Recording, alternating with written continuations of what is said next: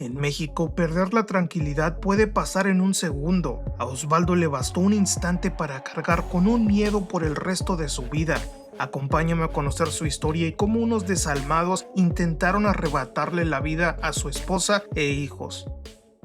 Osvaldo Martínez nació en 1986 en Luque, Paraguay, donde dio sus inicios en el bello deporte gracias a la influencia de toda su familia. Gracias a ellos, siempre se decantó por el fútbol durante toda su infancia. Ya en la niñez, soñaba con poder jugar en las categorías menores, pero la situación económica del hogar lo mantuvo alejado de cualquier posibilidad. Hasta que cumplió 12 años, fue entonces cuando se le presentó su primera gran oportunidad gracias a que su padre trabajaba en el mantenimiento de una base militar. Ahí le ofrecieron un lugar en la escuelita de fútbol llamada Fuerza Aérea. Dicha academia era exclusiva para hijos de militares, pero Osvaldo fue la excepción. El formar parte de la Fuerza Aérea fue un sueño hecho realidad, y lo que vino después nadie lo imaginaba, pues el entrenador de aquella escuelita también trabajaba en las divisiones inferiores del Sportivo Luqueño, y al ver el talento de Osvaldo no dudó en invitarlo a que se uniera a las formativas del equipo de sus amores. Ya como parte del azul y oro, Osvaldo no tardó en destacar y al poco tiempo llamó la atención de la selección menor de Paraguay. Sin embargo, el club no quiso prestarlo. Esto lo molestó a tal grado que decidió abandonar el equipo para irse con el Ampande, un equipo modesto pero que sí le permitía participar con la selección. Permaneció ahí durante un breve tiempo hasta que Luque lo buscó de nuevo con la promesa de que no le pondrían trabas para jugar con la selección. De esta manera regresó al auriazul por un breve tiempo debido a que fue el goleador del Tawichi Aguilera, un torneo muy prestigioso que se disputa en Bolivia. Sus grandes actuaciones le llenaron el ojo a los visores de Libertad. A pocos días después del torneo, Osvaldo recibió la invitación formal para sumarse a las fuerzas básicas del club. Tenía apenas 14 años y aunque Libertad no estaba lejos de Luque, ese cambio significaba dejar atrás todo lo conocido, su barrio, sus amigos, su entorno. Aún así no dudó, sabía que ese paso era necesario si quería aspirar a más, dado que Luque no era un equipo estable. Su llegada a Libertad no fue sencilla, el nivel era más exigente, la competencia interna era feroz y las comodidades eran mínimas, pero Osvaldo no estaba allí para quejarse. Día a día se fue ganando su lugar con base de sacrificio, carácter y sobre todo con fútbol. En 2003, luego de varios torneos juveniles, fue registrado oficialmente en la categoría sub-20 y ese mismo año fue parte del equipo que se coronó campeón del torneo Apertura Juvenil. La recompensa no tardó en llegar. Sus buenas actuaciones no pasaron desapercibidas para el cuerpo técnico del primer equipo y fue el entrenador Osvaldo Piazza quien decidió llevarlo a la pretemporada con los profesionales. A mediados de ese año, el sueño se hizo realidad. El 16 de junio del 2003, Osvaldo debutó oficialmente en Primera División con apenas 17 años y lo hizo a lo grande, entrando de cambio y anotando su primer gol como profesional ante el San Lorenzo. Luego de ese gran comienzo, sus participaciones aumentaron a lo largo de dicha temporada, en la cual salió campeón. Pese a tener minutos, su participación fue mínima e intrascendente. Es así que durante los siguientes torneos siguió trabajando en silencio. Se enfocaba en mejorar, en aprender de los más grandes, en ganarse su lugar poco a poco, y con la llegada de Gerardo Martino todo cambió, dado que el argentino le comunicó que no tenía futuro en Libertad ni en el fútbol. Le advirtió que su estilo de 10 clásico ya no encajaba en el fútbol moderno, le exigió más allá del talento, le pedía que corriera, que sudara la camiseta. Osvaldo quedaría muy desmotivado por las palabras del entrenador, pero sin opciones de decir que no, aceptó las peticiones del estratega. Es así que de ser un 10 fijo pasó a ser un volante central de ida y vuelta. El cambio de posición no fue nada fácil, pues durante casi 6 meses apenas podía completar 50 minutos en el terreno de juego, pero lejos de rendirse, aceptó el reto a base de entrenamientos, hambre y disciplina. Transformó su cuerpo y su juego, pasó de ser el jugador técnico para convertirse en uno completo: conducción, marca, resistencia. Gracias a su empeño aparecieron los resultados al convertirse en uno de los referentes del equipo durante el proceso de Martino, Marcarián y Rubén Israel. Con todos estos entrenadores fue fundamental para obtener el tetracampeonato entre 2006 hasta el 2008. Tras estas históricas temporadas le llegó el momento de buscar otro reto en el extranjero. Le llegarían dos ofertas muy alentadoras por parte del River Plate y el Monterrey. Ambos mostraron mucho interés, pero al final fueron los Rayados que terminaron por contratarlo a petición de Ricardo Lavolpe. El argentino tenía su visión lista, pero no contaba con el contrato deseado, así que la directiva decidió no ceder ante sus exigencias y lo destituyeron en favor de Víctor Manuel Vucetich, quien asumió el cargo a una semana del arranque del Clausura 2009. El cambio de entrenador sorprendió y preocupó mucho a Osvaldo, quien ahora tendría que ganarse la confianza de otro técnico que llegó a Rayados con otro estilo de juego en mente. No obstante, desde el primer entrenamiento el paraguayo dejó en claro que venía a pelear un lugar, no levantaba la voz, no pedía nada, solo entrenaba como si cada sesión fuese una final. Esa actitud fue clave durante el Clausura 2009, donde su adaptación fue inmediata. Su ritmo incansable y su determinación en cada balón dividido le ganó el respeto del estratega y del vestidor. Gracias a ello se ganó un lugar habitual dentro del once titular a lo largo de toda esta campaña, la cual fue de adaptación para todo el plantel.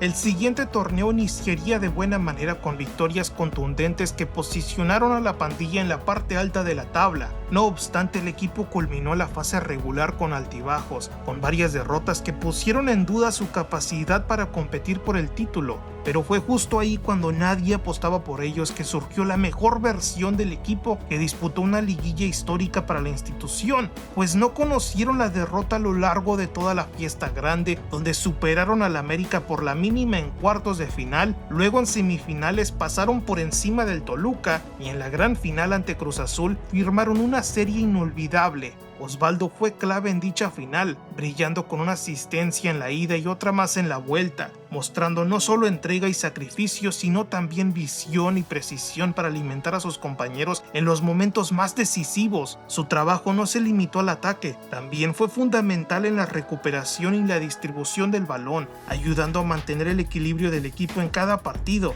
Así Monterrey se coronó campeón de la Apertura 2009 y aunque los goles y aplausos muchas veces se los llevó Suazo o Aldo de Nigris, el aporte silencioso y constante de Osvaldo fue una pieza clave para levantar el trofeo. Tras este histórico campeonato, Rayados perdió al ídolo del equipo. Suazo tomó la decisión de salir de la institución y con ello la pandilla perdió a un elemento letal en el ataque que le impidió llegar más allá de los cuartos de final durante el Bicentenario 2010. Pese a la baja del chileno, el equipo pudo competir dignamente, pero los goles del chileno hicieron mucha falta a un plantel que contaba con una defensa sólida y con uno de los mejores mediocampos de la liga liderado por Osvaldo, quien en ese momento alcanzó un nivel espectacular. Su motivación venía de poder jugar con su selección en Sudáfrica. Este había sido convocado a lo largo de todo el proceso del Tata Martino. Desde que este estuvo en libertad se convirtió en un constante de las convocatorias del argentino. No obstante, a un día de dar la lista oficial, Martino le comunicó que este estaba fuera de los 23. Osvaldo se lo tomó como broma y permaneció en la concentración, pero el día siguiente se dio cuenta que la decisión del técnico era oficial. El quedarse fuera de la convocatoria fue devastadora. Desde pequeño anheló representar a su país. Por Paraguay dejó atrás el equipo de sus amores y además le prometió a su padre que este jugaría un mundial. Su estado de ánimo decayó tanto que la directiva de Monterrey le tuvo que prolongar las vacaciones para que se recuperara. Pese al dolor que le causó el Tata Martino, Osvaldo no lo culpa por su decisión en la actualidad, pero el propio entrenador reconoció que debió llevarlo al mundial. Ha dicho que no va a decir la razón exacta del por qué no lo llevó en respeto a Osvaldo y a la selección de Paraguay. A veces el dolor es el mejor combustible para renacer, y eso fue exactamente lo que le sucedió a Osvaldo. A pesar del golpe anímico que significó quedar fuera del mundial, el mediocampista decidió no rendirse. Su respuesta fue brutal, transformó la tristeza en juego y junto al regreso de un Suazo que también sufrió la decepción de no poder jugar un mundial, fue que regresaron para liderar a uno de los torneos más importantes que haya firmado Rayados. Gracias a ello, la pandilla se convirtió en una máquina. con un once que combinaba talento, experiencia y una intensidad que pocos podían igualar. Osvaldo fue el alma del medio campo, recuperaba, asistía y aparecía siempre en el momento justo. El equipo no solo dominó en Liga, también se impuso con autoridad en la Conca Champions, coronándose campeón y sellando su boleto al Mundial de Clubes. Para Osvaldo, ese semestre fue mucho más que un título, fue una revancha personal y la mejor manera de volver a sonreír. Con los títulos en la mano, Osvaldo se despidió de Monterrey sin imaginarlo, dado que el Piojo Herrera apostó por él. Es así que se convirtió en el refuerzo estelar de los Potros de Hierro del Atlante de cara al Clausura 2011. Bajo la tutela de Miguel, este se convirtió en el pulmón de un equipo que volvió a clasificar a la fiesta grande tras años de no hacerlo. Todo estaba encaminado para que el Atlante se convirtiera en un equipo constante de liguillas, pero la directiva le dio la espalda al Piojo y con ello empezó la inestabilidad. Pese al no contar con regularidad a nivel colectivo ni un proyecto sólido, Osvaldo se mantuvo en un gran nivel, incluso llegó a ser el goleador del equipo en un torneo. Su calidad era notable, esto lo sabía el Piojo y por ello le pidió a Ricardo Peláez que contratara a Osvaldo de cara al Clausura 2013. Su llegada al América fue vista como una decepción total por parte de los aficionados que criticaron fuertemente que este formara parte de las Águilas y más ni menos que con el dorsal número 10. De este refuerzo no esperaban mucho y más cuando tenía enfrente a futbolistas como Rubén Sambueza y Cristian el Hobbit Bermúdez. No fue fácil, pero poco a poco fue ganando terreno. No siempre arrancaba como titular, pero cuando estaba en cancha se notaba. Ordenaba, distribuía, presionaba, su trabajo era silencioso, pero fundamental para el equilibrio del equipo. Y aunque en la liguilla no vio tantos minutos como en el torneo regular, fue justo en el momento más crítico que apareció en la gran final, con el América perdiendo 2-0 ante Cruz Azul. Con el tiempo encima, Osvaldo entró al campo y fue quien inició la jugada que terminó con el empate agónico que mandó el partido a los penales. Su claridad, su temple y su lectura de juego en medio del caos fueron determinantes para que las Águilas escribieran una de las remontadas más épicas en la historia del fútbol mexicano, que se transformó en una de las mayores glorias para el América y una noche lluviosa para nosotros los cruzazulinos. Ese campeonato fue la consagración de muchos, pero para Osvaldo fue algo más grande, la prueba de que no hace falta ser el más querido ni el más mediático para ser indispensable en los momentos grandes. Tras conquistar la gloria, el América arrancó el Apertura 2013 con una confianza desbordada. El título no solo los asió, los hizo más peligrosos. Miguel Herrera encontró continuidad en su esquema y el equipo se volvió aún más sólido. Osvaldo, aunque seguía sin ser indiscutible en el once titular, ya no era visto con los mismos ojos. Su entrega y profesionalismo lo hicieron un favorito de la afición. Se convirtió en una pieza clave del Piojo, un comodín en el medio campo que podía entrar a cerrar partidos, a controlar el ritmo o incluso tomar el protagonismo cuando la situación lo exigía. A lo largo del torneo acumuló participaciones importantes, especialmente cuando el América tuvo que rotar debido a convocatorias o lesiones. Osvaldo respondió como siempre con trabajo silencioso pero efectivo, con una lectura de juego que le daba respiro al equipo y con ese liderazgo discreto que tanto valoraba Herrera. Las Águilas terminaron la fase regular como líderes generales, volando alto con una de las plantillas más competitivas del país. En liguilla, Osvaldo vio acción en momentos puntuales, sobre todo en el cierre de las series donde su experiencia fue vital para manejar la presión. Sin embargo, en la gran final ante León, ni él ni el resto del equipo pudieron frenar a los Panzas Verdes. América fue superado físicamente y anímicamente y perdió la oportunidad del bicampeonato ante León de Matosas. Luego de caer en la final ante la Fiera, el América se vio obligado a replantear su camino. Con la salida del Piojo Herrera, quien dejó un hueco importante en el equipo, llegaría Antonio Mohamed con ideas muy distintas. Su estilo era más calculador, menos vistoso, pero efectivo, y aunque el cambio fue drástico, Osvaldo logró adaptarse al estilo del turco, que poco a poco empezó a valorar su inteligencia táctica y versatilidad. Por este motivo comenzó a utilizarlo con más regularidad en el último torneo que dirigió el argentino en el Apertura 2014. En esta temporada el América terminó como superlíder y avanzó hasta conquistar el título frente a Tigres. Osvaldo jugó un papel importante cuando se le requirió a lo largo de este torneo, que concluyó con la salida de Mohamed tras diferencias con la directiva. Con la llegada de Gustavo Matosas para el Clausura 2015, América buscaba refrescar su idea de juego y regresar a la ofensiva que lo había caracterizado años atrás. El equipo se adaptó rápidamente a su propuesta, con un estilo más dinámico y agresivo que le permitió mantenerse competitivo tanto en la Liga como en la CONCACAF. Durante ese semestre, Osvaldo se mantuvo como un jugador clave en el mediocampo, aportando equilibrio y experiencia. Su capacidad para recuperar balones y distribuirlos con criterio fue fundamental en la campaña que alcanzó la gloria al coronarse campeón de la CONCACHAMPIONS edición 2015, asegurando su pase al Mundial de Clubes. Para la apertura 2015, la continuidad de Matosas parecía prometedora, pero el equipo tuvo muchos altibajos que generaron dudas sobre Matosas, que llevó el equipo hasta semifinales ante los Pumas. Previo a dicha liguilla, Osvaldo vivió un momento traumático cuando su chofer fue interceptado por dos hombres tras haber dejado a los hijos del deportista en la escuela minutos antes. Los delincuentes lo obligaron a llevarlo hasta el hogar del futbolista. Al ingresar al domicilio, amordazaron a su esposa, la golpearon y la ataron de pies y manos. Mientras ella permanecía bajo amenaza, lo obligaron a llamar a su banco para que retirara 300,000 pesos. Por suerte, los infelices no le arrebataron la vida a ella ni al chofer, y por suerte los hijos de Osvaldo no fueron víctima de estos malnacidos que al final terminaron saliéndose con la suya. Este suceso fue una herida profunda para Osvaldo. El sentir que su familia estuvo en peligro lo sacudió hasta lo más hondo. La impotencia, el miedo, la rabia se mezclaron con el compromiso de querer protegerlos a toda costa. Sin embargo, a pesar del golpe, encontró en su corazón la fuerza para seguir adelante, consciente de que debía mantenerse fuerte no solo por él, sino por los suyos. La directiva del América le ofreció que se tomara unas vacaciones, pero Osvaldo, con toda la angustia del mundo, decidió disputar la liguilla con el América. Tras ese momento tan desagradable, Osvaldo se mantuvo con las Águilas hasta el final de la Apertura 2016, periodo en el que sumó otro título de CONCACAF.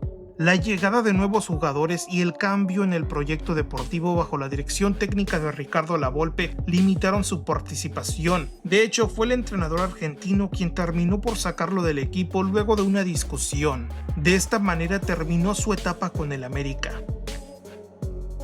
Después de cerrar su ciclo con las Águilas, Osvaldo decidió dar un nuevo giro en su carrera y se incorporó al Santos Laguna de cara al Clausura 2017. Osvaldo rápidamente se convirtió en un pilar en el medio campo del esquema del Chepo de la Torre. Disputaría 17 partidos como titular, siendo el motor silencioso del equipo. Aunque sus números no fueron espectaculares, su impacto fue evidente en la recuperación y distribución del balón. El equipo llegó hasta los cuartos de final, donde fueron eliminados por el Toluca en una serie vibrante que terminó 5-4 en el global.